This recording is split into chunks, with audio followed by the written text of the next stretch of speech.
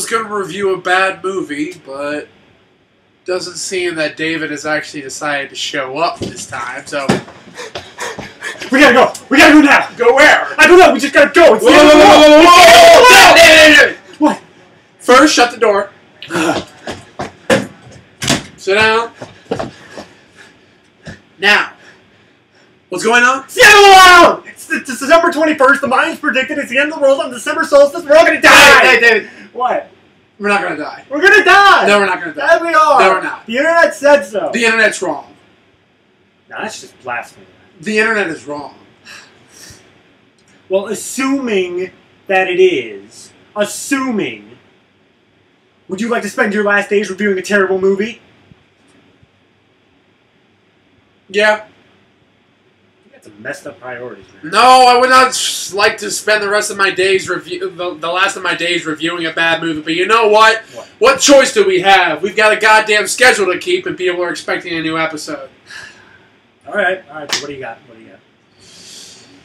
Well, since it's 2012, we could say we could do the 2012 disaster movie, but everyone's done Roland Emmerich so much that what's the point? So, I guess what we can do is the 2012 Asylum film.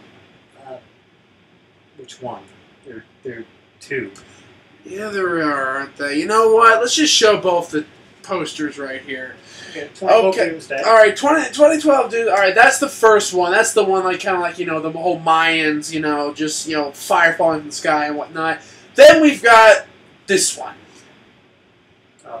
That's a long poster. That's obviously Day After Tomorrow. No, that's 2012 Ice Age.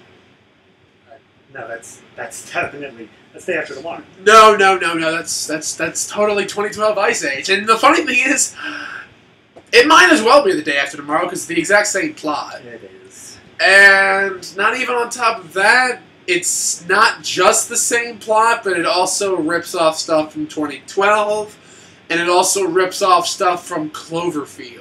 Wouldn't expect it, but it weirdly is. Yeah, I mean, like, you wouldn't think I'd have those three movies combined together, but I guess, alright, let's just work our way through this damn thing. Alright, so, the plot, the overarching plot. You got the polar ice caps. I don't know which one. I'm assuming the I mean, it's the northern ice caps. I'm guessing because it's heading toward New York. Everything always heads toward New York. So, somehow, they have some data that says that there's pressure building beneath the ice caps, which then erupts in all these explosions that are terribly green screen, but we'll talk about that later. We're going to talk about that when we get to it.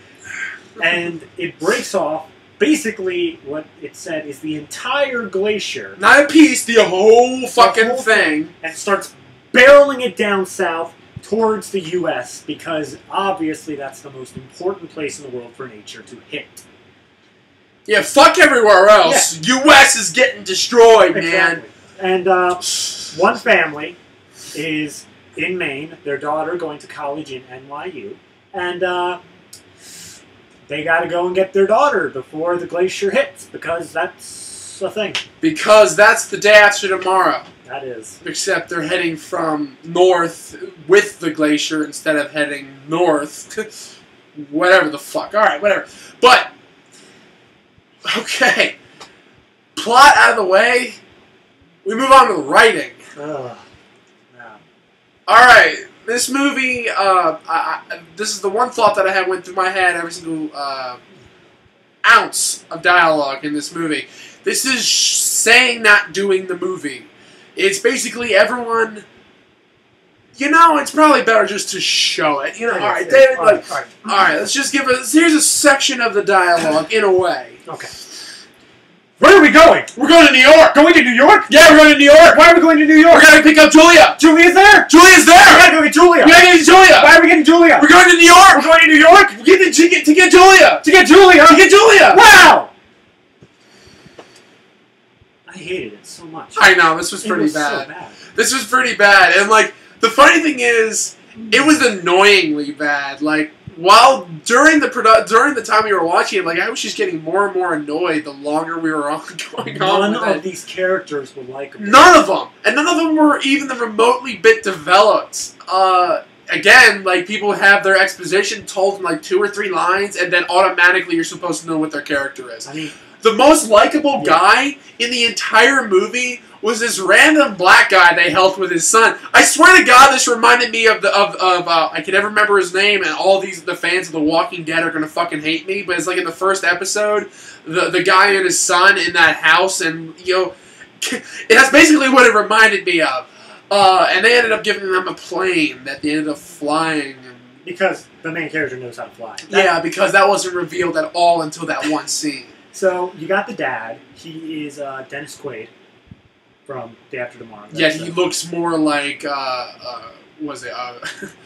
Grissom from CSI and whatnot. He sounds a lot like him too, but actually, I don't remember the actual the actor's name. But he was one of the main characters on Jag for like 200 episodes, and yeah, he just does nothing but schlock nowadays. It's actually pretty impressive. But alright, next element. Writing? Well, we're still going over the writing, but... No, I think that was writing. That was writing. Like, there's not much else to say about the writing. Like, it's the cliches from those three movies, and only sections of those three movies. Like, and to be honest, actually, the majority of anything... nothing in this movie has anything to do with 2012. Not at all. Nothing whatsoever. The other Asylum film actually used the whole myth and whatnot to its advantage. This one literally has absolutely no reason why it's called 2012. You could have called it Ice Age, and it would have been perfectly okay. Now, we're assuming that it takes place in 2012. Yeah. But that's about the only thing we got. And the funny thing is, this movie was made last year.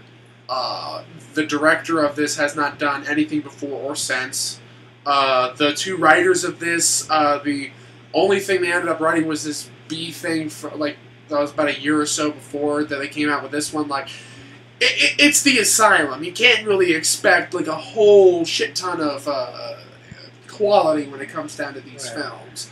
But at the same time, you expect I mean, I've sat through Asylum films that I've enjoyed. Like, the Sherlock Holmes one that they did, where he fought dinosaurs, the Mechanical Dragon, and Iron Man and whatnot. That was bad, but that was entertainingly bad.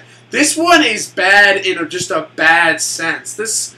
But at the same time, it's annoyingly bad. It didn't make us furious like Taint Light, but at the same time, it's not memorable at all. But at the same time, it's more memorable than Gymkata.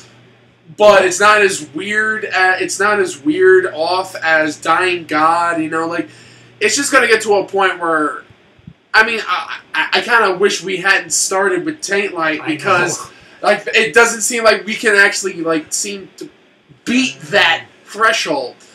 But okay, all right, hold on. On to the acting. Now, as we said, the little boy was the best actor out of the whole thing. Oh, and well, it was the little boy and the dad. Little boy and the dad, yeah. But that's only because they didn't have a chance to really mess it up. Now, yeah, they were only in for maybe about 30 seconds. The acting, they're trying. You can tell, well, most of them. The acting, they get the script. They've seen how bad it is, but they need this. So they're like, well, glad to be working. I'll do what I can. And they try as hard as they can with the script. But poor editing, poor directing, poor writing, definitely. We didn't even get into the editing. No. Yeah, we didn't even...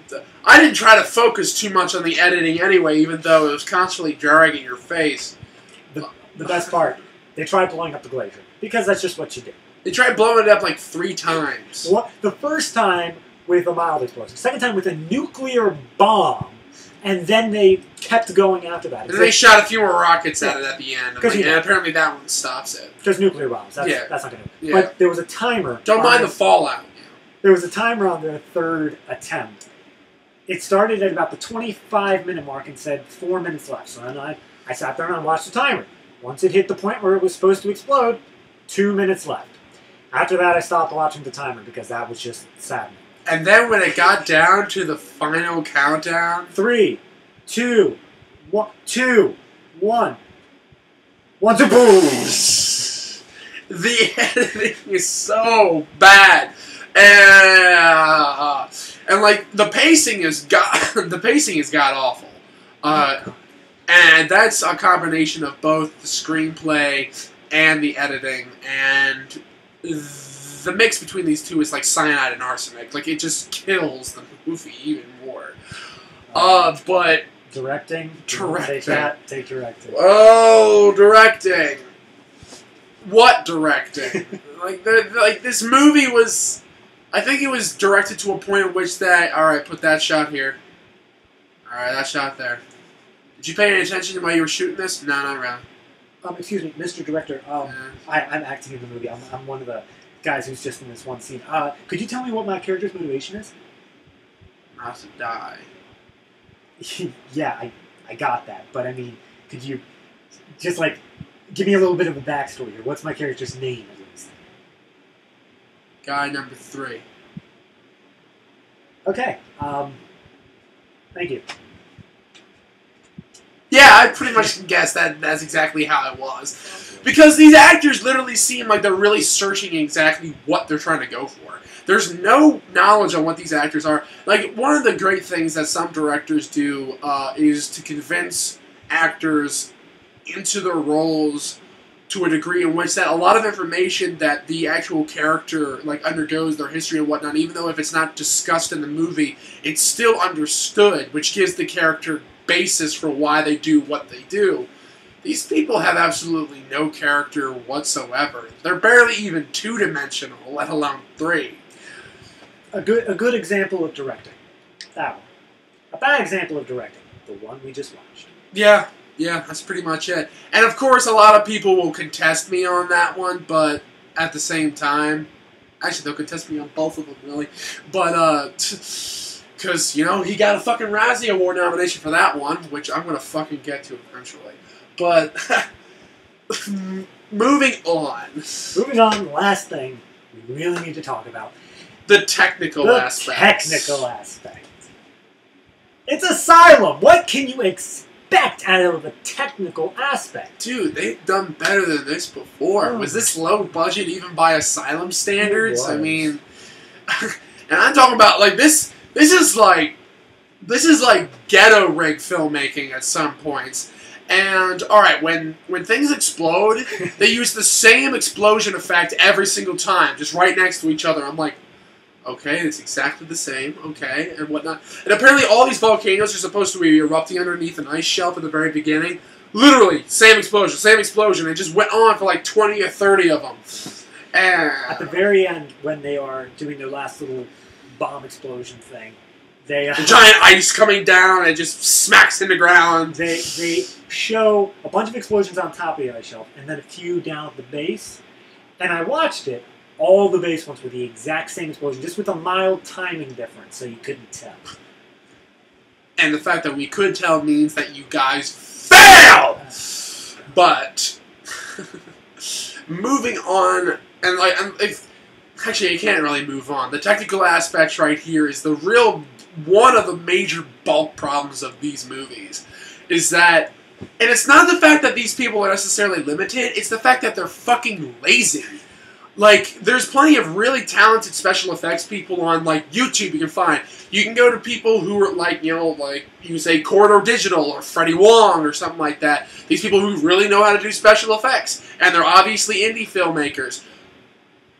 Doesn't matter if the Asylum is a shit company and whatnot and makes a bunch of rip-off movies. You could still use decent effects. As a matter of fact, you probably might even get more DVD sales if you got better effects. Now, I know the whole appeal of the Asylum movies is the fact that they're really bad and that they constantly keep putting out really bad movies. But at the same time, that's the real problem with it. When Asylum first came around, they were bad movies almost inadvertently. Now, because they have been doing this for so many years now, it's just gotten to a point where they're like, alright, what news coming out? Check on IMDb hot list. Looks like we got the movie 2012 being released. Oh, okay. Oh, and actually Cloverfield just came out on DVD. Oh, okay. Okay. Oh, look, The Day After Tomorrow's playing on TH. Oh, okay, I like that show. Wait a minute! Combine them! You mean a giant ice monster? No, a giant glacier coming 300 miles an hour toward New York City. Where does Cloverfield fit in, sir? They're in the subways, and things are shaking above them, and cracks are forming, and water's dripping down on them, and it feels ominous, but At the same time, you know nothing bad's gonna happen to him because this is an Asylum movie! How much of a budget are we looking at? $100. Alright, cool. Yeah, we can do that. We can do that. I don't know. I don't know what's... I mean, the thing is, like, obviously, when it comes down to movies, I'm a bit of a snob. Watch Cinema Historia. And the link's in the description. It's like... But no, it's just like... Well, one of Zach's teachers one time said, like, it's a good thing that some of you are snobs, because that means you guys have standards. But at the same time, like, you have to dispel your personal prejudices about bad movies and good movies when you put on an Asylum movie. You're expecting to watch a shitty film, so they're going to give you a shitty film. It just depends on how much shit you're going to take. Okay. Overall, movie. How would you wrap it up? Few words. I think that's the best word. Just a sigh.